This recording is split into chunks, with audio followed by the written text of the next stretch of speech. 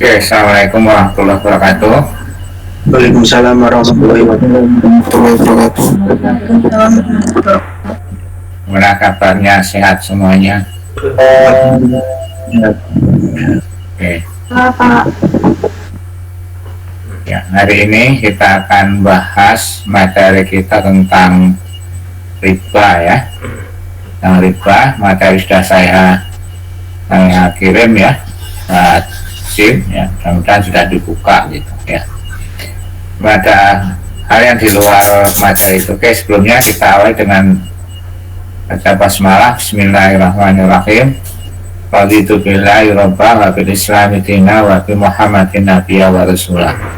Rabbi zidni ilma warzuqni fahma. Ya. Saya akan bacakan hadis ini terkait dengan riba ya. Saya baca terjemahannya. Dari Abdullah radhiyallahu an, ia berkata, Rasulullah SAW melaknat orang yang memakan atau dan memberikan riba. Kami berkata, saya bertanya, apakah Rasulullah melaknat juga orang yang menuliskan dan dua orang yang menjadi saksinya? Ya, Abdullah menjawab, kami hanya menceritakan apa yang kami dengar. Jelasan Rasulullah melaknat pemakan riba dan memberikannya.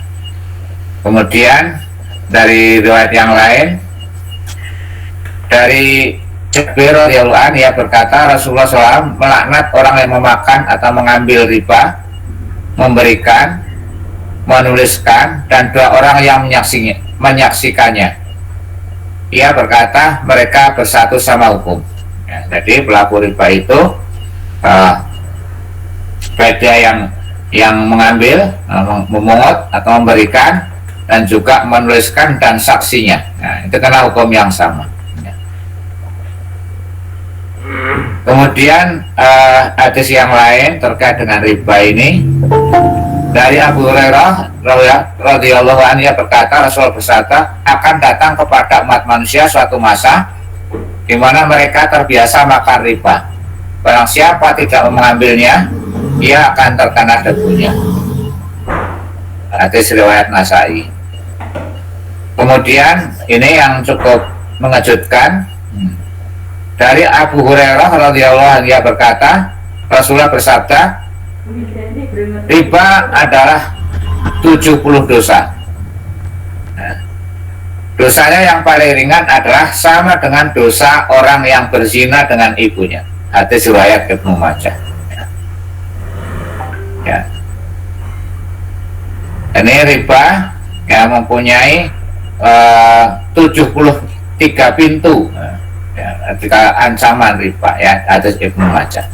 Ini gambaran bahwa dosa riba itu begitu besar gitu ya. Dan pelakunya bagi yang memberikan, memungut dan menuliskannya, menyaksikannya itu kena hukum yang sama.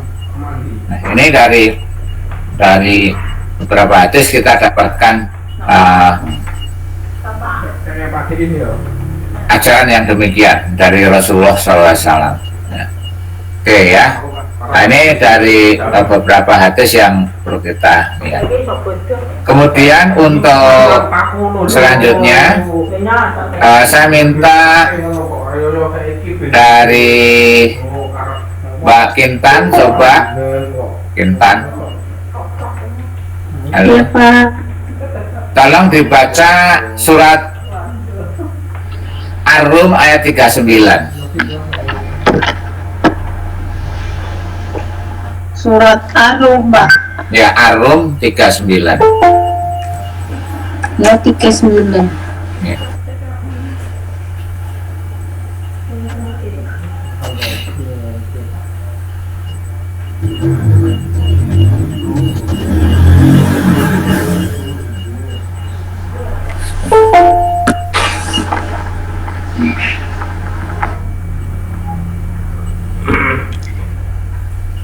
Arab atau terjemahannya, Pak? Bisa baca Arabnya toh? Bisa, Pak. Ya, sudah dibaca. A'udzu billahi minasyaitonir rajim. Bismillahirrahmanirrahim. Wa ma ataitum min rabbil huwa fi amwalin nasi fala yarfu indallah wa ma ataitum min turiduna wajh Allah fa ulaika humul mudhifun. Jarang baca Qur'annya ya? Iya, Pak. Ya. Kita baca terjemahnya. Ar-Rum ayat 39. Dan sesuatu riba tambahan yang kamu berikan agar harta manusia bertambah, maka tidak bertambah dalam pandangan Allah. Dan apa yang kamu berikan berupa zakat yang kamu maksudkan untuk memperoleh keridhaan Allah, maka itulah orang-orang yang melipat gandakan pahalanya. Oke. Iya. Ini terkait ayat yang pertama yang turun terkait dengan riba. Ini ayat yang pertama turun terkait dengan riba. Nah, ini menurut urutannya, gitu ya. Di situ digambarkan tentang ada itu diperbandingkan di situ antara riba dengan zakat gitu. Itu dikatakan situ riba itu tidak mungkin untuk menambah ya, tetapi di mata Allah tidak menambah. Yang menambah itu adalah zakat. Nah, kemarin sudah kita diskusikan bahwa kalau zakat itu kan orang memberikan zakat itu hatinya kepada Allah ya, ikhlas karena Allah, kemudian membagikan hartanya itu kepada manusia yang membutuhkan. Nah, dan itu kemarin kita gambarkan panahnya satu arahan. Nah, itu gambarannya bahwa memang orang membayar zakat itu semata-mata memang karena Allah, tidak mengharapkan balasan dari orang. Dan itu yang menurut Allah adalah yang melipat gandakan. Sedangkan riba itu tadi dikatakan tidak menambah gitu. Karena ini kaitannya dengan nanti riba ini contohnya adalah terkait orang dengan memberikan pinjaman. Dengan pinjaman, ini khususnya riba nasiah, nanti kita jelaskan bahwa orang memberikan pinjaman itu banyak kan dia menginginkan tambahan dari orang yang dipinjami gitu. Dan itu menurut dia adalah mungkin akan tambah jadi kaya gitu ya, tetapi di mata Allah itu tidak menambah gitu. Jadi karakter riba itu bertolak belakang dengan karakter zakat. Maka itu dianukan di situ. Oke, yang pertama. Yang kedua, Mas Reval Sahrul.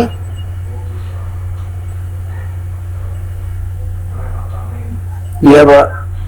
Tolong dibaca surat An-Nisa ayat 160 161. Ayat berapa tadi Pak? An-Nisa 160 dan 161.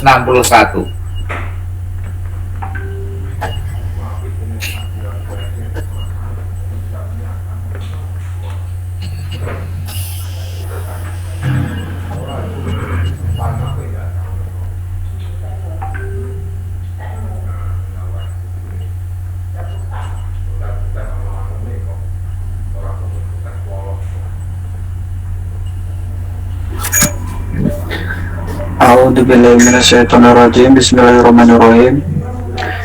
Fabidulmin minal ladina hadu harramna alaihim tayyibati uhillat lahum wa bisaddihim an sabilillahi katsira wa ahdihimur riba wa qad nuhu anhu wa ahlihim amwalan sibal batil wa a'tadna lil kafirina minhum adaban alima, yang artinya Terjemahnya dibaca oleh Mas Maulana. oh iya Pak.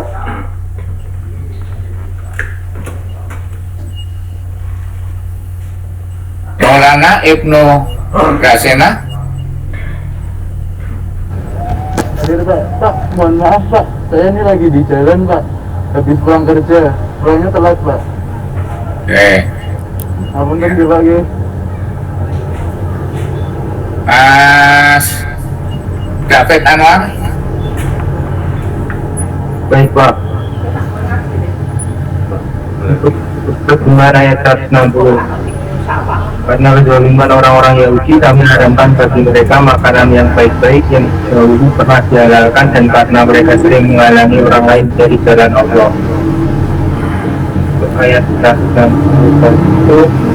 Dan karena mereka menjalankan riba padahal sungguh mereka telah dilarang darinya, dan karena mereka memakan harta orang dengan cara tidak sah atau batil, dan kami sediakan orang-orang kafir di antara mereka azab yang pedih.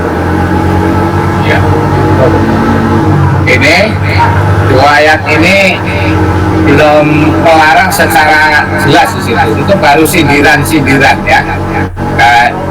Yang pernah diperbandingkan dengan riba itu berbandingkan dengan zakat. Yang kedua ini kelakuan orang Yahudi gitu ya. Makan riba gitu. Ya. Ini sindiran-sindiran, sinyal-sinyal Allah akan memberikan hukum tentang ribawi gitu, tentang riba. Nah ini prosesnya seperti ketika Allah mengharamkan khamr, minuman keras ya, itu juga bertahap. Tidak secara langsung diharamkan minum khamr, tapi kemudian baru misalnya dijelaskan bahwa manfaatnya lebih besar dari manfaatnya dan sebagainya. Nah sekarang Mbak Dania Prawesti, surat Al-Imran ayat 130. Di sini Pak, mic-nya Mas Maulana masih nyala, agak nggak dengar suaranya. Dania.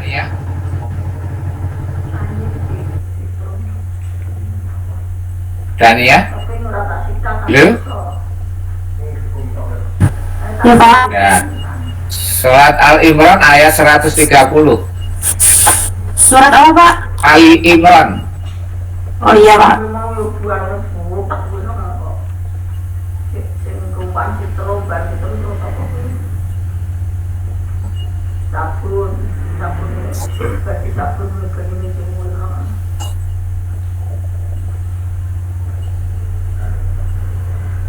A'udzubillahiminasyaitonirrajim. Bismillahirrahmanirrahim. Wa aqimul wajha lid-dini haniqa. Dudukan itu Ali Imran 130. Oh iya, maaf Pak.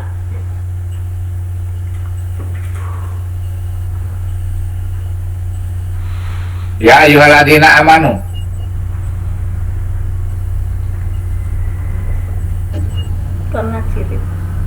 Ya ayyuhalladzina amanu la ta'kulu riba adha'afan mudha'afah wattaqullaha la'allakum tuflihun. Oke, lancar bacanya ya. Oke, terjemahnya oleh Mbak Fasya. Iya Pak, sebentar.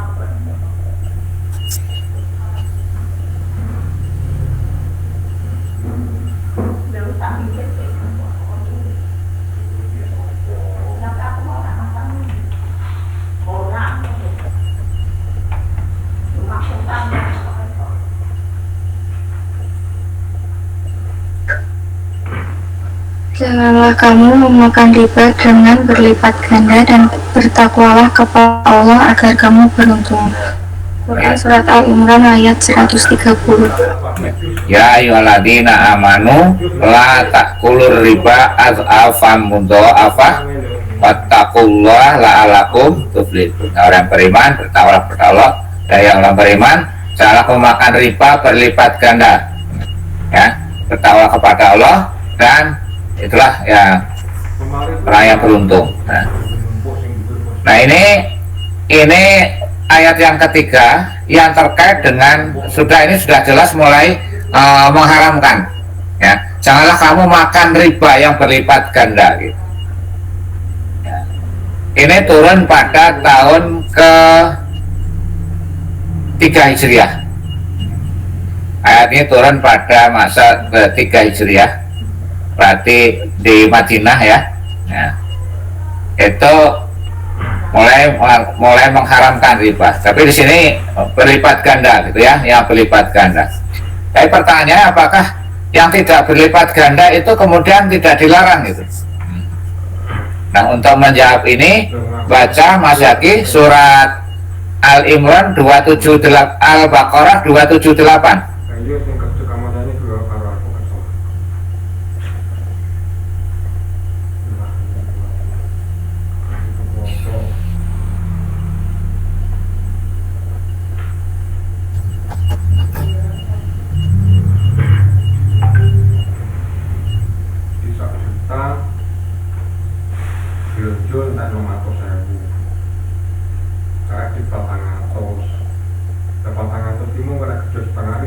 Baik, Al-Baqarah 278 ya Pak? Iya. A'udzu billahi minasyaitonir rajim. Bismillahirrahmanirrahim.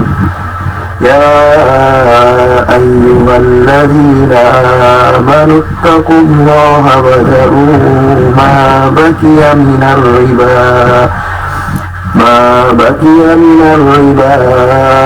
in kuntum mu'minin.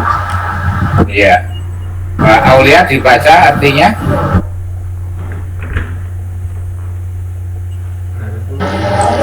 Baik Pak. Untuk terjemahannya, wahai orang-orang yang beriman, bertakwalah kepada Allah dan tinggalkan sisa riba yang belum dipungut jika kamu orang yang beriman. Iya. Nah, ini ayat yang terakhir terkait dengan pengharaman riba. Jadi ada 4 tahap ya prosesnya. Tadi Ar-Rum 39, kemudian An-Nisa, kemudian tadi Al-Imran 130, itu turun pada masa tahun ke-3 Hijriah. Kemudian yang Al-Baqarah 278 ini turun pada 6 tahun kemudian, 9 Hijriah. Jadi 6 tahun kemudian setelah masyarakatnya betul-betul siap imannya, baru ditegaskan haram. Orang beriman bertakwalah kepada Allah, tinggalkan sisa-sisa riba jika kamu beriman. Ini pantingan kepada orang yang beriman. Ya, kalau kamu benar beriman ya tinggalkan gitu ribanya. Nah, ini penegasan. Nah, jadi dengan ayat surat Al-Imran 130 sambung dengan surat Al-Baqarah 278 ini berarti tidak berarti yang diharamkan itu yang berlipat ganda gitu. Berapapun tambahannya, itu termasuk riba yang dilarang. Oke, itu dasar-dasarnya terkait dengan pengharaman riba ya. Ingat ada 4 tahap ya.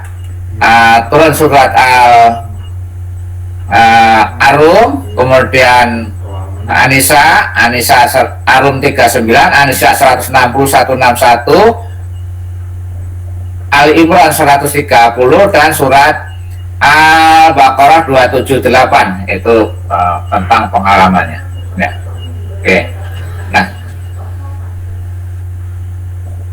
kemudian kita masuk sekarang apa sih riba itu ya. Nah, coba kita lihat di apa namanya materi yang sudah kita kirim itu.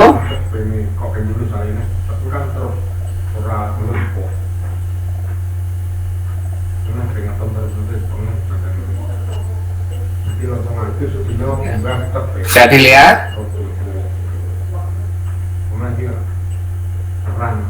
screen-nya, bisa dilihat? Bisa Pak. Ya Pak. Bisa, Pak. Iya.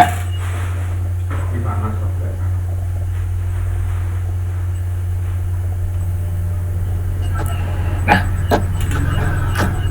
pengertian riba dan macamnya ya. Menurut bahasa, riba itu artinya tambahan atau ziyadah. Sedangkan menurut istilah teknis, riba adalah pengambilan tambahan dari pokok harta atau modal secara batil. Ada beberapa pendapat dalam menjelaskan riba ya, tetapi secara umum terdapat benang merah ya, yang menegaskan bahwa riba adalah pengambilan tambahan baik dalam transaksi jual beli maupun pinjam meminjam secara batil atau bertentangan prinsip muamalah dalam Islam.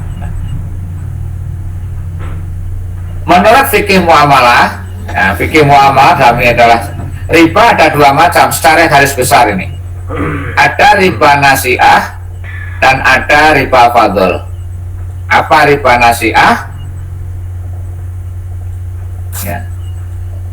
Riba nasi'ah dari kata nasa'ah yang artinya penangguhan. Sehingga riba nasi'ah adalah tambahan yang dipersyaratkan diambil oleh kreditur dari debitur. Nah, siapa kreditur?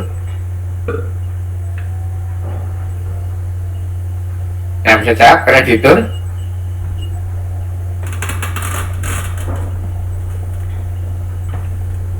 Halo? Yang pinjam Pak, Yang pinjam?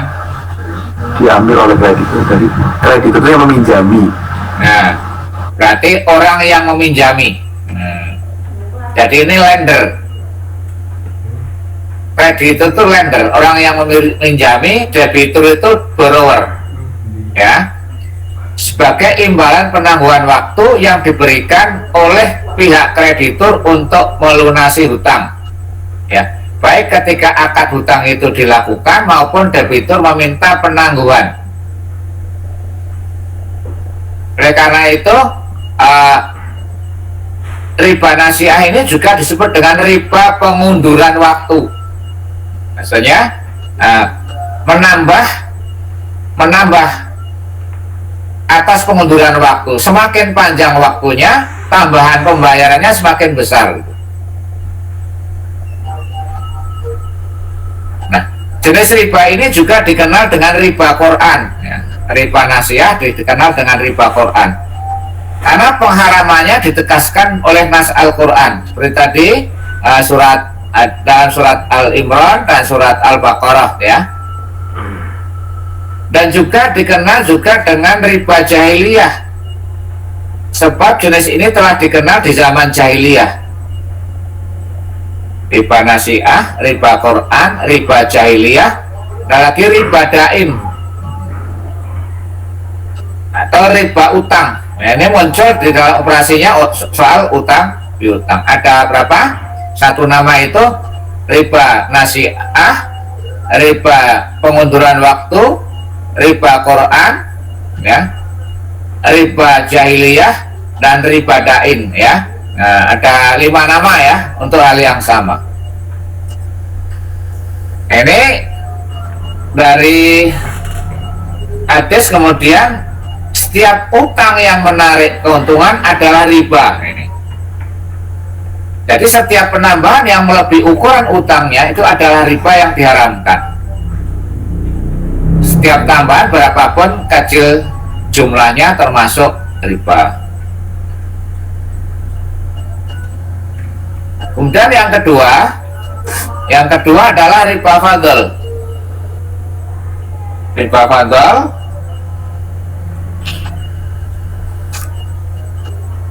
adalah kelebihan yang dihasilkan karena perbedaan sifat barang atau setiap penambahan dalam tukar menukar barang dengan barang lain yang sejenis. Misalnya di sini dalam sebuah hadis disebutkan emas bertukar dengan emas, perak dengan perak, gandum dengan gandum, jelai dengan jelai, kurma dengan kurma, garam dengan garam, yang serupa dengan yang serupa, yang sama dengan yang sama, tunai dengan tunai. Maka barang siapa menambah atau meminta tambahan, ia telah melakukan riba. Apabila jenis ini berlainan satu dengan yang lain, maka berjual belilah sebagaimana yang engkau kehendaki. Nah ini kalau kita menukar emas dengan emas, ya harus dengan kadar dan ukuran yang sama gitu. Kalau ada perbedaan penambahan untuk barang sejenis, maka termasuk dalam kategori riba fadl. Nah, pengharaman riba ini adalah ya untuk menjauhkan kita dari riba yang sesungguhnya, yaitu riba nasi'ah. Ya, riba yang sesungguhnya adalah riba nasi'ah. Nah, kemudian sebutan yang lain dari riba fadl adalah riba sunnah, karena pengharamannya adalah melalui sunnah, melalui hadis Rasulullah. Juga dinamakan riba baik atau riba jual beli, karena operasinya adalah dalam kontrak jual beli. Ya. Jadi riba fadl diharamkan nasunah dan ijma karena mengandung terjadinya riba nasi'ah, mengundang terjadinya riba nasi'ah. Jadi ini untuk mencegah orang untuk tidak masuk ke riba nasi'ah, riba yang sesungguhnya. Ya. Oke, ya. Nah, ini terkait dengan riba fadl. Nah, contoh yang praktek pelarangan Rasulullah di samping hadis tadi, ada sebuah kisah di situ. Dalam sebuah hadis itu Rasulullah itu didatangi seorang sahabatnya, yang mana sahabat ini membawa kurma, katakanlah membawa kurma kualitas yang bagus lah gitu.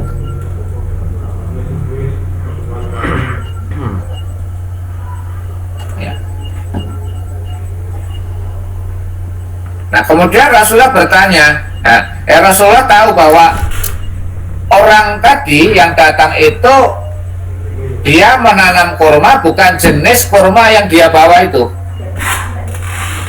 Ya. Maka Rasulullah bertanya, kamu peroleh dari mana kurma ini? Padahal kamu tidak mempunyai kurma jenis ini.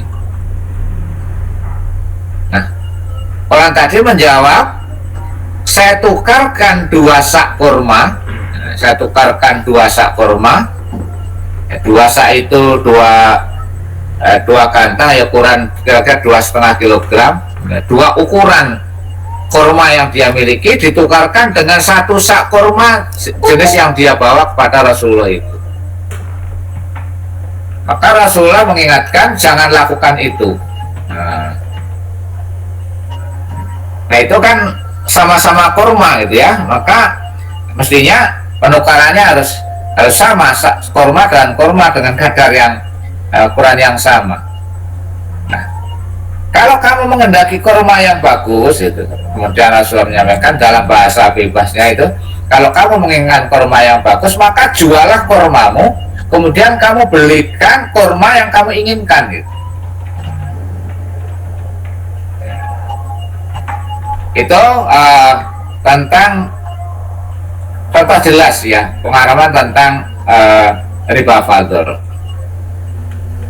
Nah itu mungkin ini sekitar pengalaman saya masa lalu itu ya karena ya ketidaktahuan ya. Itu dulu ibu saya itu kebetulan tahun 75-an itu mendapatkan beras jatah dalam pegawai negeri, dapatkan jatah beras ya, dapat jatah beras. Kemudian beras itu kan ya dari yang ada itu kemudian dimasak ya, dan jelas untuk anak-anaknya, kebetulan ayah sudah tidak ada. Beras itu memang ketika dimasak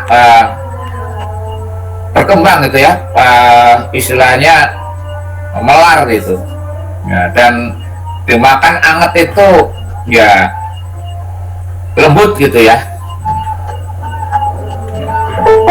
Tetapi beras itu ketika jadi nasi ternyata tidak tahan lama.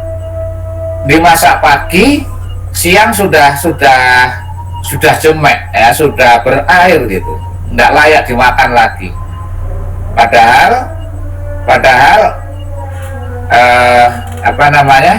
waktu itu ibu saya itu kalau berangkat kerja pagi jam 6 itu sudah masak, sudah matengan gitu ya, sudah sayur, sudah nasi, kemudian berangkat kerja berangkat jam 6 karena masuk ngajar itu jam 7. Nah, jaraknya jauh ya, sekitar 4-5 kilo jalan kaki. Nah sehingga anak-anaknya, saya kebetulan waktu itu udah SMP gitu ya, SMP kelas 1 ya, pulangnya kan lebih duluan anak-anaknya itu pulangnya ya, anaknya pulang makan ngambil sendiri gitu. Tapi nasi itu siap sudah nggak bisa dimakan gitu, sudah sudah jemek, sudah berair gitu ya. Dan dicoba itu oleh ibu saya tetap dimakan gitu ya, akhirnya diare gitu, diare berat gitu ya. Nah ini kemudian ibu saya berpikir kalau begini ya kasihan anak-anak saya ini, saya kerja sampai siang, bersore anak makannya seperti ini. Maka ya kembali makan seperti yang ketika belum dapatkan beras jatah itu, maka ditukarkan beras jatah itu, ditukarkan 2 kilo dengan 1 kilo beras yang ada di ya, kata hasil dari ya, petani-petani yang ada di daerah saya gitu. Nah, 2 kilo beras jatah dengan 1 kilo beras lokal itu. Nah, yang itu kalau dimasak bisa tahan 2 hari. Jadi saya itu makannya dulu ya bisa nasi adem gitu ya. Sekarang mau makan anget terus bisa gitu ya. Kalau dulu karena masaknya harus atap pakai kayu dan sebagainya, orang nggak mau ribet lagi. Nah itu mirip gitu ya dengan kisah Rasulullah tadi gitu, dua sak kurma dengan 1 sak kurma kualitas 1. Ini 2 kilogram beras tadi ditukar dengan 1 kilogram beras yang tidak mudah itulah gitu ya. Tapi waktu itu ya kita belum tahu ya itu bahwa itu riba fadl gitu ya. Mudah-mudahan Allah mengampuni ibu saya gitu ya, belum tahu tentang hukumnya itu ya. Nah ini yang sebagai gambaran bahwa kalau kita mau menginginkan sesuatu, ya jual saja yang apa yang kita miliki, kemudian untuk membeli sesuatu yang kita inginkan ya. Jadi dengan atau kalau menukar dengan barang yang berbeda justru boleh gitu. Ya, beli emas dengan korma boleh, atau beli korma dengan emas gitu. Oke. Nah ini yang gambaran tentang riba yang kemudian dibendung ya, agar kita tidak masuk pada riba sesungguhnya. Oke, yang jadi pertanyaan sekarang, apakah ini yang mempunyai karakter seperti itu adalah diantaranya adalah bunga bank gitu ya. Bunga bank. Nah, menurut Anda bagaimana? Bunga bank itu termasuk yang riba atau yang tidak? Supaya saya mendengar.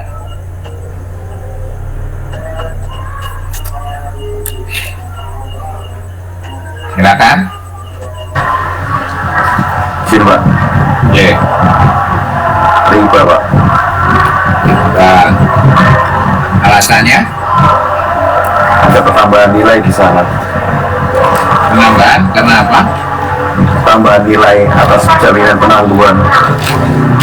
Jadi di nasiah. Masuk riba nasiah. Ada yang lain?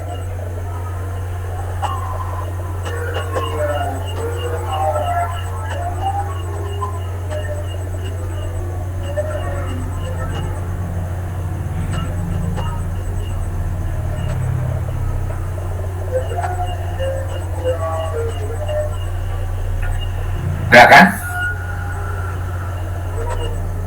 Udah ini boleh pendapat ya. Ya. Oke. Nah, ini memang ada yang berpandangan bunga bank itu, istilah yang pertama bunga bank tadi seperti kata bunga bank itu termasuk riba, nah, sehingga hukumnya haram. Maka orang yang mengikuti pandangan ini pasti dia akan menjauhkan diri dari praktek itu. Yang kedua, ada yang berpandangan bunga itu masih sifatnya masih mutasabihat. Mutasabihat itu meragukan, dia belum berani memutuskan hal haramnya. Tetapi pada mereka yang mengikuti pandangan kedua ini, mereka juga punya pedoman yang lain. Nah, barang siapa masuk pada perkara yang subhat, maka tinggalkan. Sehingga orang yang masuk pada pandangan kedua ini, memandang bunga itu subhat, maka dia juga tidak ingin terlibat di sektor itu. Kemudian yang ketiga, ada yang pandangan bahwa bunga bank tidak sama dengan riba, ya, sehingga tidak haram gitu, karena tidak sama dengan riba. Nah, tapi yang pendapat ketiga ini bisa kita kritisi, karena dia berasumsi manfaatnya lebih besar dari mandorotnya gitu. Memandang bahwa pembungaan itu manfaatnya lebih besar dari mandorotnya. Coba kita, sebelum kita masuk yang pandangan yang pertama, yang pandangan ketiga dulu. Kalau kita itu pinjam uang dengan bunga 10%, dengan bunga 10%, ya. Ini asumsinya katakanlah ini untuk produktif ya, untuk yang produktif. Apalagi nanti untuk yang konsumtif. Untuk yang produktif itu yang namanya bisnis itu keuntungannya kan fluktuatif, tidak pasti. ketika beban bunganya 10%, keuntungannya 20%, maka peminjam ini masih bisa menikmati hasil yang sebanding dengan yang dinikmati oleh pemilik modal tadi. Adalah 20%, berarti 10% untuk bunga, 10% untuk pengusahanya. Nah, adil gitu kan? Kelihatan adil gitu. Sekarang kalau keuntungannya itu 15%, bunganya 10%, pemilik modal kebagian berapa?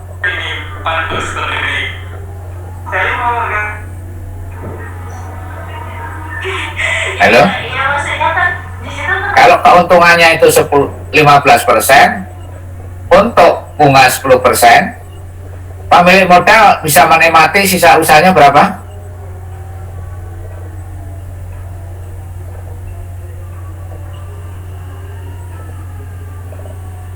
Berapa Mas Zaki?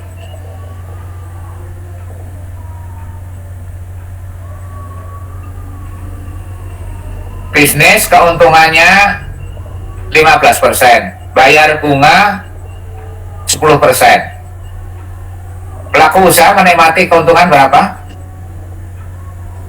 5%. 5%, Pak. 5%. Ya. 5%, Pak. Nah, ini yang banyak lebih menikmati pemilik modalnya daripada pengusahanya ketekuk ringkel. What is the meaning ketekuk ringkel? Dalam bahasa Inggrisnya apa? Bahasa Inggrisnya ketekuk ringkel. Apa Mas Andre? Gimana, Pak? Bahasa Inggrisnya ketekuk ringkel apa? Ketekuk ringkel itu apa, Pak? Nggak tahu ya, Pak. Nggak tahu. Nah, ya. Jadi yang susah payah gitu ya, yang kerja keras tapi dia menikmati lebih kecil, yang dia lebih kecil dari pemilik modalnya. Modalnya 10%, dia hanya menikmati 5%. Coba sekarang kalau keuntungannya 11%, pemilik modal 10%, pelaku usaha berapa? Hanya 1%. Sekarang kalau keuntungannya 10%, bunganya 10%. Mau, Pak. Nah, pengusahanya merungu gitu kan? Ya, hanya dia banting tulang tapi nggak Ada hasilnya, Pak. semuanya untuk pemilik modal. Itu untung loh ya. Untung 10% tapi semuanya diberikan untuk pemilik modal. Sekarang impas. Kalau usahanya impas,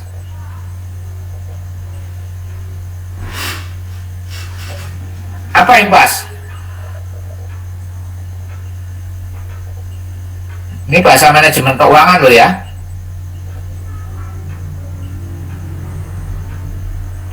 Perusahaan mengalami titik impas apa? break even point. Rugi dan tidak laba. Apa break-even point itu apa? Tidak mengalami rugi dan tidak mengalami laba. Tidak rugi, tidak untung. Tapi kemudian bayar bunga 10%. Tadi tidak rugi, tidak untung, akhirnya buntung juga gitu. Itu impas. Apalagi dia rugi 10% gitu. Rugi 10%. Akhirnya bayar bunga 10%, masih kehilangan 10%. Jadi hutang 20% gitu. Yes, Pak. Nah, itu dari gambaran bahwa pemilik modal pasti dapat, Kak. Ya kan? Pemilik modal itu pasti dapat. Tetapi peminjam, dalam ini katakanlah untuk pelaku usaha, itu tak menentu. Jadi salah satu dijamin keuntungannya, nah, di sisi lain dalam kondisi ketidakpastian. Jadi hakikat pelarangan riba itu gitu loh. Dilarang karena hanya satu pihak saja yang dijamin keuntungannya, pihak lain dalam kondisi ketidakpastian. Yang namanya bisnis kan naik turun ya. Apalagi itu untuk konsumtif gitu ya. Ya orang dia untung kan. Utangnya untuk konsumtif memang harus kepepet banget itu ya. Wah, utang untuk konsumtif itu sudah kepepet banget gitu. Kejapannya sih ngopi utang gitu. Nah, katanya kalau nggak utang itu nggak semangat katanya. Oh, ada yang mengatakan nggak utang nggak semangat ya. Kalau punya daya bayar sih nggak apa-apa gitu ya. Kadang orang nggak punya daya bayar nekat utang gitu. Utangnya gede lagi gitu. Nah, utang itu kan boleh-boleh saja gitu ya. Untuk jika kita memang dalam kondisi kesulitan. Tapi kalau kemudian utangnya itu melebihi daya bayar, ya kita sengsara gitu. Iya Pak. Kendalikan gitu. Utang jangan melebihi daya bayar gitu. Makanya kalau di pegadaian itu selalu barang gade itu dinilai dulu gitu ya, untuk ditinggalkan dinilai dulu, ini harga barangnya dinilai berapa. Dan juga setelah dinilai misalnya harganya 100.000 barang yang digadekan, maka dia tidak akan minjami 100.000, paling 50.000 ya. Dikhawatirkan bulan berikutnya itu harga barang itu sudah turun lagi gitu. Nah, kalau sudah turun lagi, maka kalau dibeli 100.000, diutangi 100.000, sudah nggak nutup lagi gitu. Maka biasanya ya sekitar 50% dari nilai taksir gitu. Nah, itu untuk menjaga bahwa peminjam itu bisa bayar gitu, dijagai gitu ya. Nah, dilindungi jangan sampai nggak bisa bayar. Maka perilaku kita ketika berhutang itu ya lihat kemampuan daya bayar kita ya. Kalau penghasilannya 5 juta per bulan ya pinjamannya jangan pinjaman 4 juta per bulan gitu. Sampai gitu. Sampai gitu ya. Makan 1 juta nggak cukup gitu ya. Belum apalagi harus transport, beli bensin, beli pulsa dan sebagainya, wah kejar-kejar itu ya, maka harus diperhitungkan. Nah, jadi hakikat pelarangan riba adalah tadi karena hanya salah satu pihak saja yang dijamin keuntungannya, pihak lain dalam kondisi ketidakpastian. Nah, terkait dengan bunga tadi, Majelis Ulama Indonesia ini tahun 2000 ini sudah membuat fatwa ini ya. Majelis Ulama punya fatwa tentang haramnya bunga bank.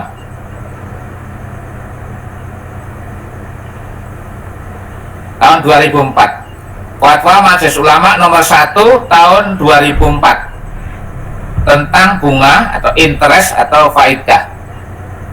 Ya, kalau di Malaysia tingkat bunga, suku bunga itu namanya kadar faidah. Nah, kadar faidah.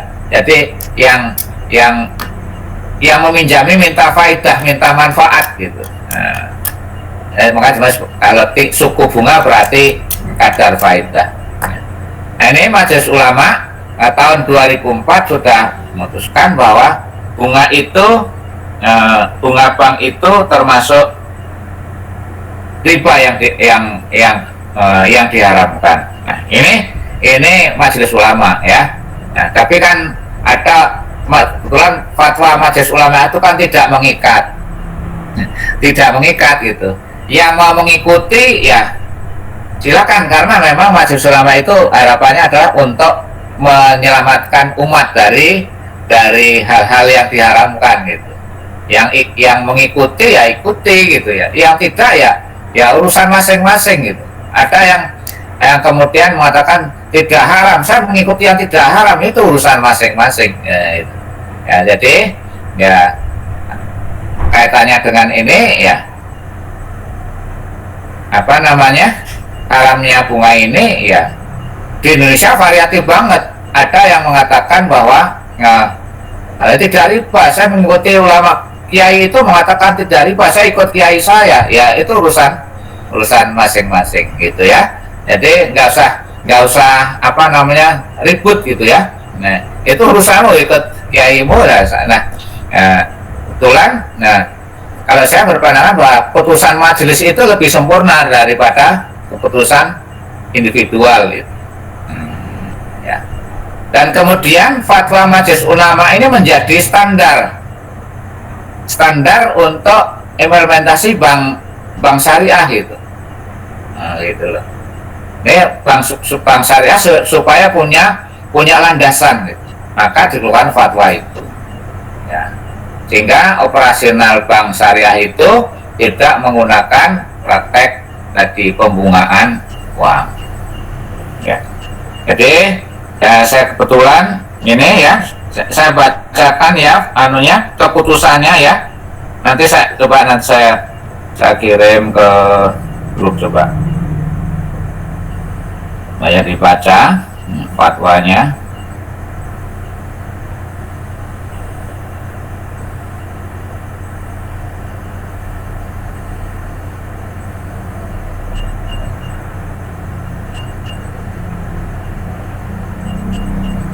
Oke, nah saya kirim tuh ya di grup ya. Nah, keputusannya apa di sini? Kamu lihat saja dari fatwa itu.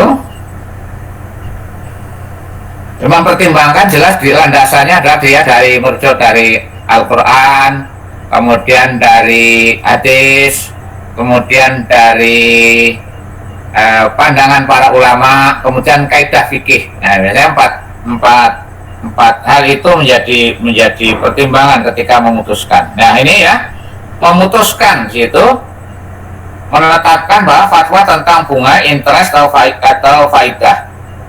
Pertama, pengertian bunga, interest dan riba. Ya.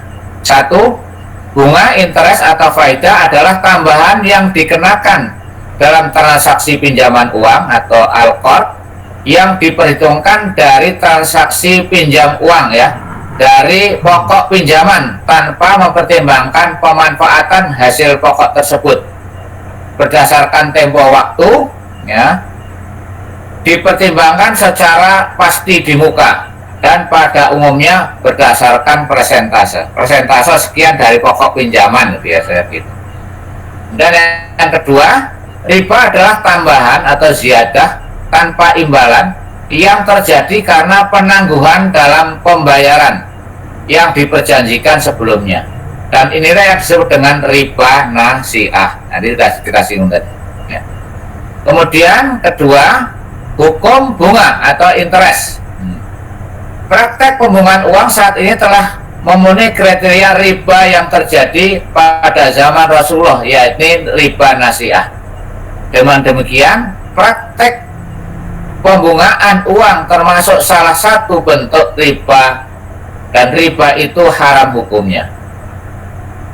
Dua, praktek pembungaan tersebut hukumnya adalah haram, baik dilakukan oleh bank, asuransi, pasar modal, pegadaian, koperasi, dan lembaga keuangan lainnya, maupun dilakukan oleh individu. Dan yang ketiga, bermuamalah dengan lembaga keuangan konvensional. Untuk wilayah yang sudah ada kantor atau jaringan lembaga keuangan syariah dan mudah dijangkau, tidak dibolehkan melakukan transaksi berdasarkan perhitungan bunga. Dan yang kedua, untuk wilayah yang belum ada kantor jaringan atau lembaga keuangan syariah, diperbolehkan melakukan kegiatan transaksi di lembaga keuangan konvensional berdasarkan prinsip darurat. Nah, jadi dalam kondisi darurat itu boleh gitu ya. Ya, daripada nanti terpuruk, nah maka darurat itu, dalam kondisi darurat bolehkan. Termasuk makan daging babi di hutan itu, ketika tidak ada makanan ya, yang lain yang bisa dimakan, adanya celeng keluyuran gitu ya, ya bisa dibedak di situ ya, dimakan. Nah, tapi terus kadang daging celeng itu enak gitu. Nah, terus tuman gitulah, ini yang ya, jadi nggak boleh. Pernah makan karena ada kondisi kepepet, makan daging babi hutan, akhirnya tuman pengen buru celeng, wah enak ini ya, jadi ya sudah nggak darurat lagi gitu. Ya. Ini ya, jadi terkait dengan bunga, monggo ya. Kalau saya terus terang mengikuti dari pandangan ya, Majelis Ulama, gitu ya, dalam rangka untuk apa ya, mencari keselamatan dunia akhiratnya gitu ya. Ya alhamdulillah saya belum pernah langsung terlibat di situ, belum pernah ya. Utang pernah tapi kepada teman saya gitu, tapi bukan kepada lembaga keuangan ya. Alhamdulillah aman-aman saja. Jadi dengan mencukupkan yang ada lah, mencukupkan yang ada gitu, tidak melebihi kapasitas bayar kita gitu. Nah, gitu. Silakan kalau ada komentar.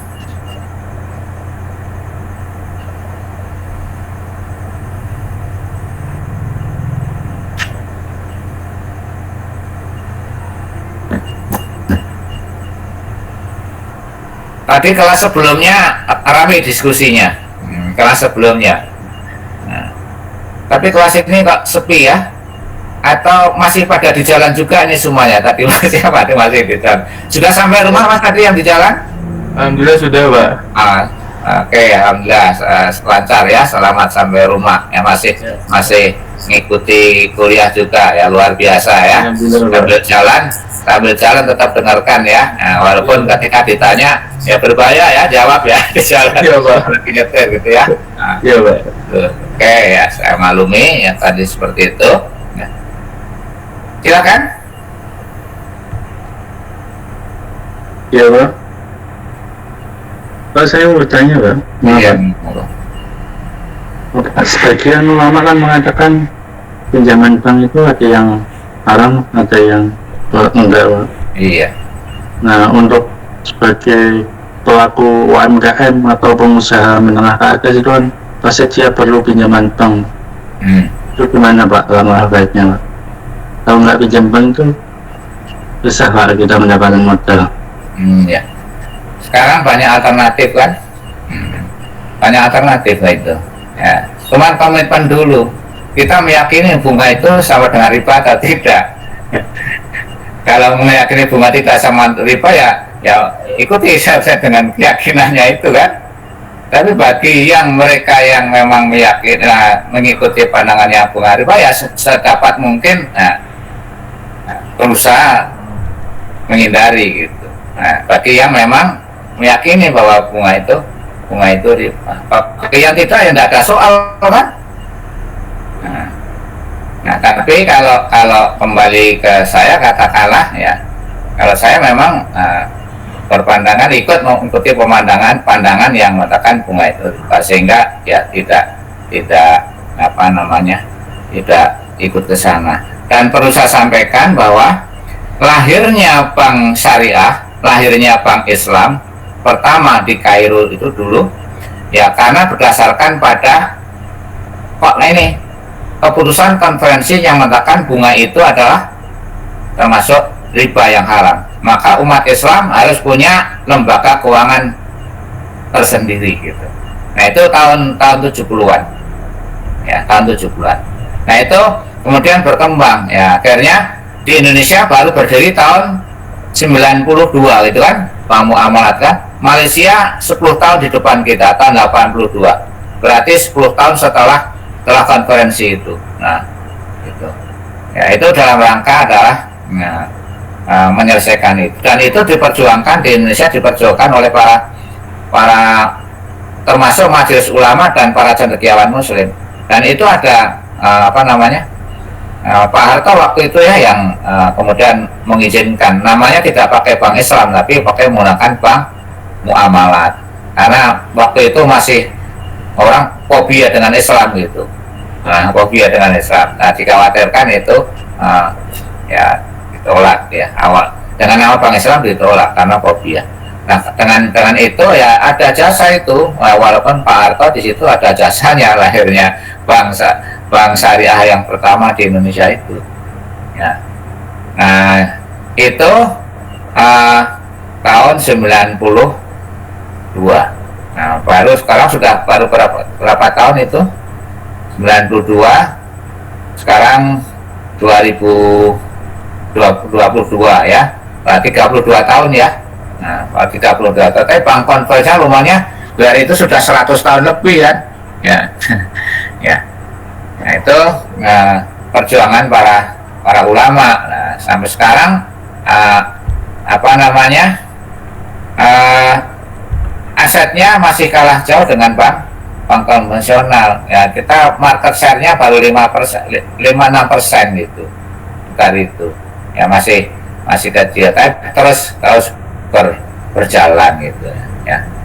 Ya monggo Mas, terus ini ikut pandangan yang mana gitu. Kalau ikut pandangan yang tidak haram ya ya di situ kan ibaratnya gini, kalau di sebuah lorong itu ada anjing menjulurkan lidahnya itu ya, bagi orang yang paham bahwa liur anjing itu najis ya, najisnya najis berat ya, maka orang akan menghindari lewat situ gitu loh.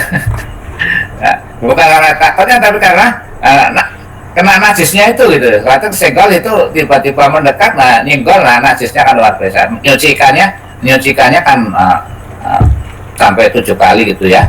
Nah, sama dengan orang yang memandang bahwa bunga itu riba, ya tidak akan dekat-dekat gitu, berusaha untuk jauh dari situ. Tapi bagi orang yang mengatakan bunga tidak salah riba, ya biasa aja gitu. Ya jalan aja nggak riba kan gitu. Ngapain repot-repot gitu kan? Nah ini makanya memang ada yang pandangan individual, ada pandangan yang sifatnya majelis gitu. Nah, saya lebih cenderung kepada pandangan majelis karena lebih ya pembahasannya lebih intens lah daripada yang pandangan individual gitu. Itu aja sih ya. Monggo itu masing-masing punya pilihan, punya konsep sendiri ikut yang mana. Ya. Saya menyampaikan tadi, kenapa sih kemudian riba itu dilarang? Tadi saya intinya adalah karena hanya satu pihak saja yang dijamin keuntungannya, pihak lain dalam kondisi ketidakpastian. Intinya di situ. Oke, saya kira hari ini sampai di sini dulu ya. Boleh ya? Siapa? Boleh Pak. Ya Pak. Oke. Ya mudah-mudahan apa yang kita diskusikan hari ini nambah wawasan kita bersama ya, ada manfaatnya. Kita akhiri dengan membaca penutup ya, Kafaratul Majlis. Subhanakallahumma wa bihamdika asyhadu alla ilaha illa anta astaghfiruka wa atubu ilaik. Assalamualaikum warahmatullahi wabarakatuh. Waalaikumsalam warahmatullahi wabarakatuh. Terima kasih Pak.